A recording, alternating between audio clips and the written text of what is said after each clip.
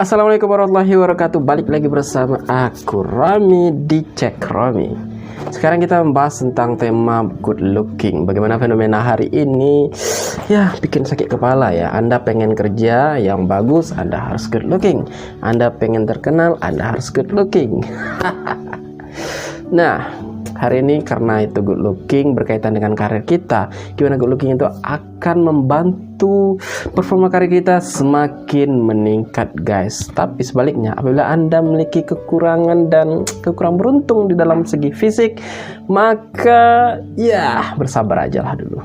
Nah, akhir-akhir ini kita disuguhkan oleh kasus kriminal atau sebuah kasus lah apabila yang melakukannya itu perfect atau good looking kita sebut, maka akan banyak sekali dukungan, bahkan pujian, bahkan semangat dia supaya cepat up lagi. Tapi apabila kasus itu menimpa orang yang kurang beruntung secara fisik, maka ya kalian tahu lah ya, cacian, makian, hujatan, habislah kau. Nah, untuk mendapatkan wajah yang selalu menawan, anggun, menarik, tampan, manis seperti saya, tentu dibutuhkan berbagai macam perawatan, facial treatment, treatment kecantikan lah, baik dari masker, yaitu yang dasarnya masker, baik dari luluran dengan sabun pembersih segala macamnya, serum, mandi susu, bahkan mandi darah.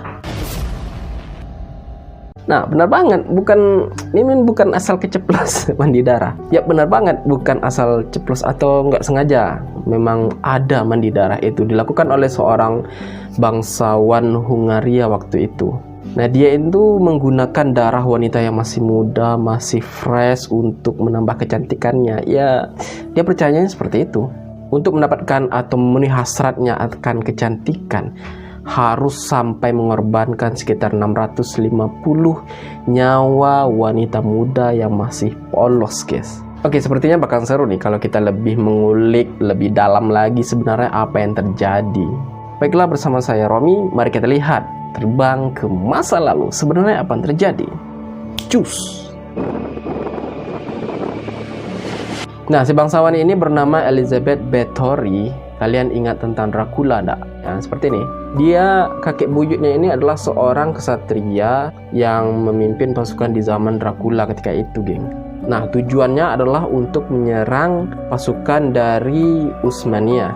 Nah, sebenarnya tidak hanya Elizabeth Bathory ini yang mengalami sedikit kelainan tentang hal ini. Rupanya di keluarganya ini sudah kacau lah gitu. Nah, hal ini diperkuat dengan salah satu pamannya, yaitu adalah seorang penganut satanisme, guys. Dan juga sepupunya juga memiliki kelainan jiwa dan gemar sekali melakukan kekerasan seksual. Oke, di umur 15 tahun, kalian 15 tahun itu masih ngapain? Dia, si Elizabeth Bathory ini di umur 15 tahun sudah menikah dengan Ferenc Nadasdy.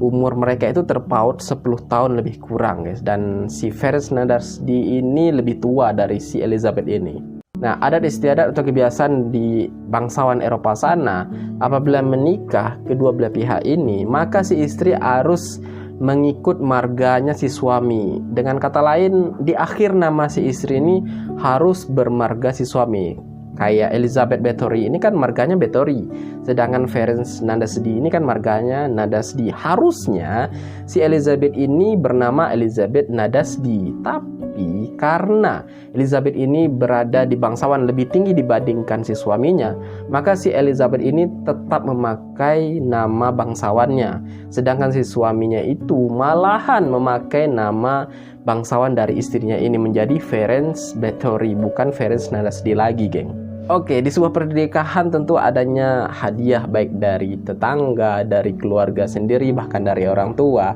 Nah, dari orang tuanya Elizabeth ini, dia dihadiahkan sebuah istana kaktis. Nah, itu ada di pegunungan, geng.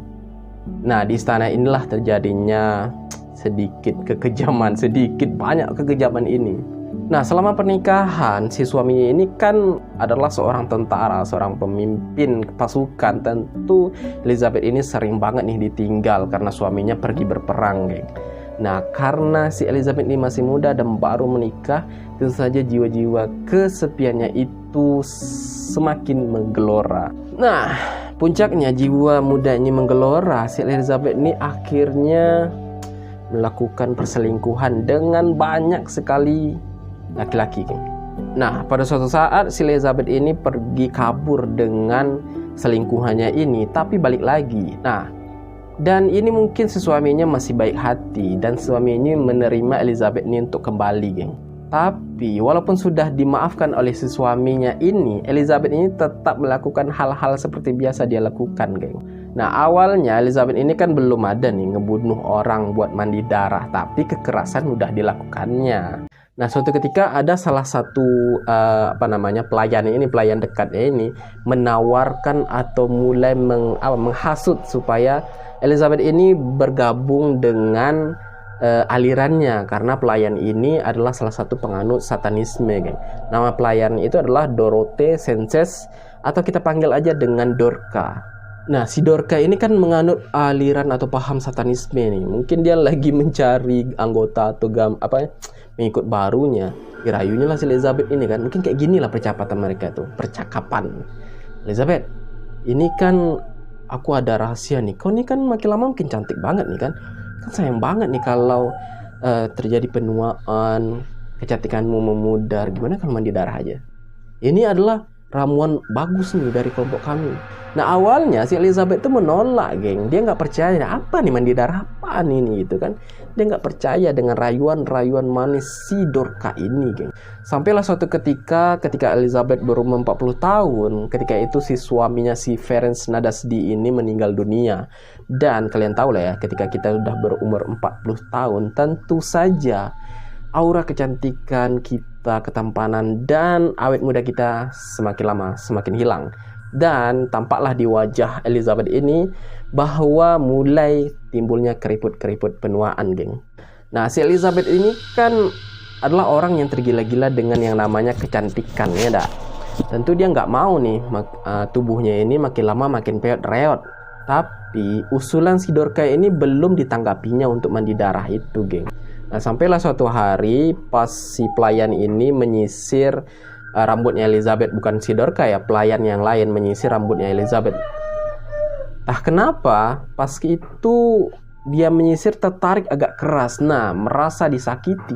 Akhirnya Elizabeth ini menampar pelayan ini, geng. Akibat tamparannya itu, si pelayan ini muncrat nih darah dari hidungnya, kena nih sama tangan Elizabeth.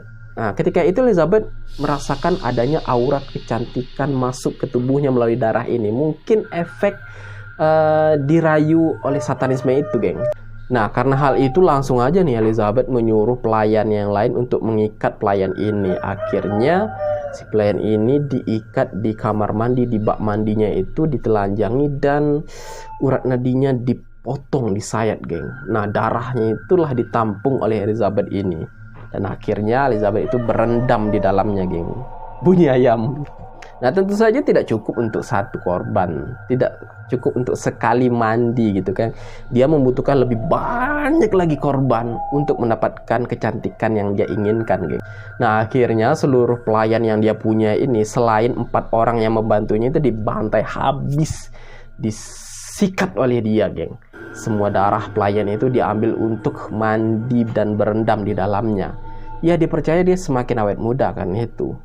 Nah, ini kan stok terbatas ini kan, pelayan ini kan stok terbatas. Akhirnya habislah pelayannya ini. Tinggallah berempat ini yang pelayan setia yang membantu dia untuk mandi darah itu. Akhirnya untuk mendapatkan korban lagi atau darah dari gadis muda lagi, si Elizabeth ini sampai harus membuat lowongan pekerjaan palsu, geng, untuk disebarkan di desa-desa supaya gadis-gadis muda itu terpikat untuk gabung ke sana. Nah, bagi gadis remaja atau gadis desa yang tertarik akan tawaran ini, maka nasibnya akan berujung sama dengan pelayan-pelayan yang terdahulu, darahnya diambil untuk mandi darah. Nah, namanya orang yang udah tergila-gila dengan kecantikan ditambah lagi dengan hasutan setan. Tentu dia tidak merasa cukup dengan darah gadis rendahan. Dia butuh darah dari bangsawan. Nah, dia kan dari bangsawan kelas atas nih. Akhirnya dia mulai mengincar gadis-gadis yang cantik dan awet muda dari kalangan bangsawan bawah, geng. Nah, melihat gadis dari bangsawan ini mulai satu persatu hilang. Nah, gadis bangsawan ini kan dipantau terus oleh kerajaan. Pihak kerajaan mengambil sebuah tindakan, kenapa ini bisa hilang? Nah, sampai suatu ketika ada salah seorang korbannya dari bangsawan kelas bawah ini berhasil melarikan diri dari Elizabeth ini, geng. Akhirnya dari situlah dibocorkan seluruh informasi apa yang sebenarnya dilakukan oleh Elizabeth Bathory ini kepada pihak kerajaan. Nah, pada tanggal 30 Desember 1610, pasukan tentara yang dipimpin oleh George Thurzo. George Thurzo ini adalah sepupunya si Elizabeth ini sendiri, geng, menyerbu istana yang didiami oleh Elizabeth ini. Bam! Alangkah terkejutnya pasukan yang menyerbu istana ini, geng, karena ada penampakan-penampakan yang tidak manusiawi dilihat oleh pasukan itu. Mereka itu melihat, ada sebuah jenazah yang ditemukan sudah kehabisan darah dan pucat tergeletak di meja makan, geng. Nah, ada juga ditemukan seorang gadis yang masih hidup tapi udah terikat dan uratnya ini disayat dan meneteskan darah. Udah sekarat banget nih, harus cepat banget ditolong, ya. Nah, pas kerajaan ini menyerbu, tentu dia menggeledah segala macam tempatnya. Pas digeledah tempat di penjara, ditemukan puluhan gadis yang sedang menunggu ajalnya. Dan juga ketika pintu basement didobrak, rupanya ditemukan sekitar 50 mayat yang sudah mulai membusuk di sana akibat ulah si Elizabeth Bathory ini. Nah, pas di persidangan, mereka ini kan ditangkap. Pas di persidangan, ya sekurang-kurangnya atau lebih kurang sekitar 650 nama gadis muda itu menjadi korban dari Elizabeth Bathory ini, geng. Sehingga pelayan yang 4 orang yang ditahan ini dijatuhi hukuman mati oleh pihak kerajaan, oleh raja waktu itu, Raja Hungaria. Ada yang dibakar hidup-hidup, ada yang dipancung. Nah, si Elizabeth ini mungkin karena dia, ya mungkin dari dulu nih sifat kayak gini, karena dia berasal dari bangsawan atas, dia tidak pernah dihadirkan di dalam sidang itu sekalipun, geng. Tapi Raja Hungaria waktu itu memutuskan untuk menghukum Elizabeth ini dengan hukuman kurungan seumur hidup di dalam kamarnya sendiri. Nah, timbul sebuah pertanyaan, kalau di dalam kamarnya itu tentu tidak adil. Dia sewaktu-waktu bisa saja untuk kabur. Nah, jangan khawatir. Pihak kerajaan menembok seluruh pintu dan jendela akses masuk dan keluar di kamarnya itu. Hanya disisakan lubang seginilah untuk masuknya makanan, geng. Pada tahun 1614 atau sekitar 4 tahun setelah penangkapan dan penahanan si Elizabeth ini, seorang penjaga yang menjaga tempatnya Elizabeth ini ditahan itu melihat bahwasanya makanan yang disajikan Elizabeth itu tidak tersentuh seharian. Biasanya dimakan nih sama Elizabeth ini, tapi ketika itu makanannya itu dibiarin begitu aja.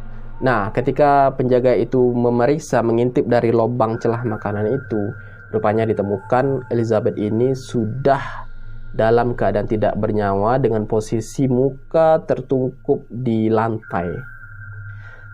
Nah, Elizabeth ini meninggal pada usia 54 tahun pada 21 Agustus 1614.